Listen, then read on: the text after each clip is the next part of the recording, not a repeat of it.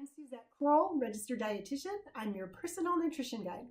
In this video, I'm going to be talking about strategies to help you get the protein shakes down if you're having trouble doing so.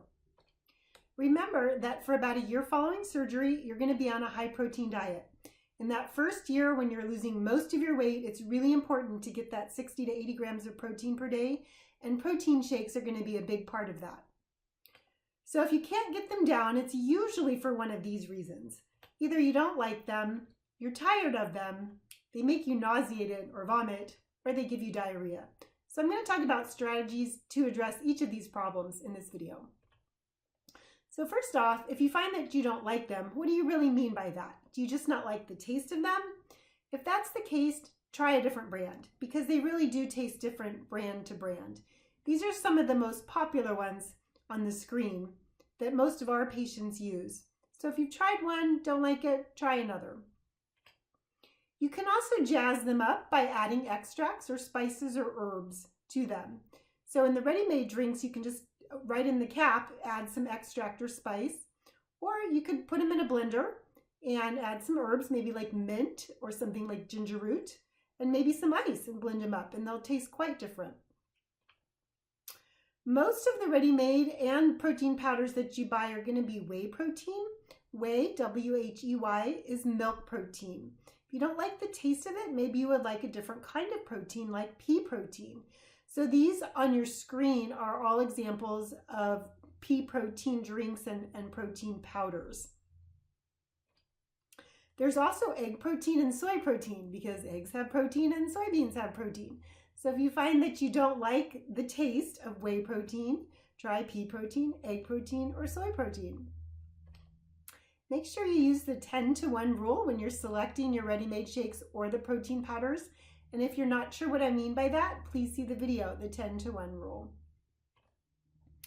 If you don't like the protein shakes because they're too sweet, try diluting them with water or milk, almond milk or dairy milk, or add decaf coffee. Coffee's bitter, shake is sweet, put them together and you get a neutralized shake. So try that one out if you like the taste of coffee.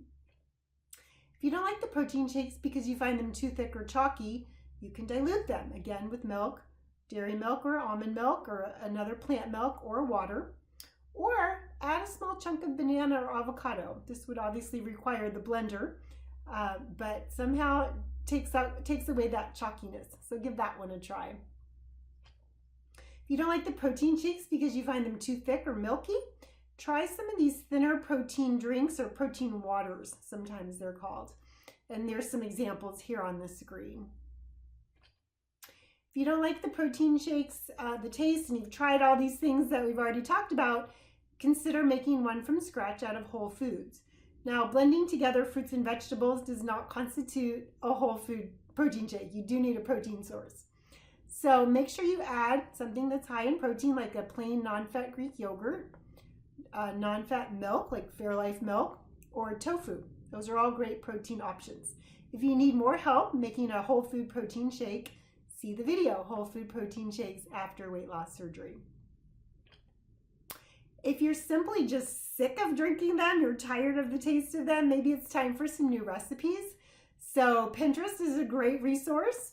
I have a protein shake board on my Pinterest account, which is just my name, Suzette Kroll. If the smell of the protein shakes makes you nauseated or vomit, try drinking them out of a sippy cup. Smell and taste are related, and sometimes after surgery you have a heightened sense of smell. So using a cup with a lid or a sippy cup, because it has a lid and it also helps you take small sips, sometimes that helps. If you're already dehydrated, that's a reason why you might feel nauseated. So make sure that you're getting your 64 ounces of fluid every day.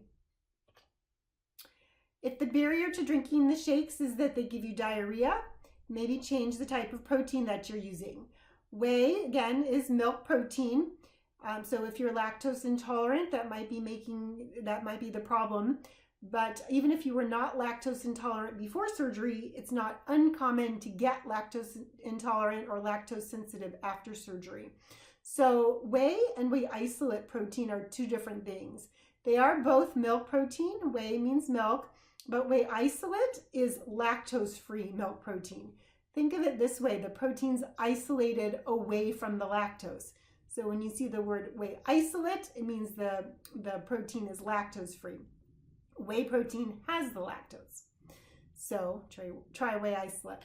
Most of the clear or thinner protein drinks are made from whey isolate. And the way you can tell is if you look down at the ingredient list. So here on the picture on the right at the bottom, I have my cursor over the ingredient list here. You can see the ingredients say filtered water, and then that second ingredient says whey protein isolate. So that's how you know it's lactose free. If you're not sure about your own products, just let me know and I can help you.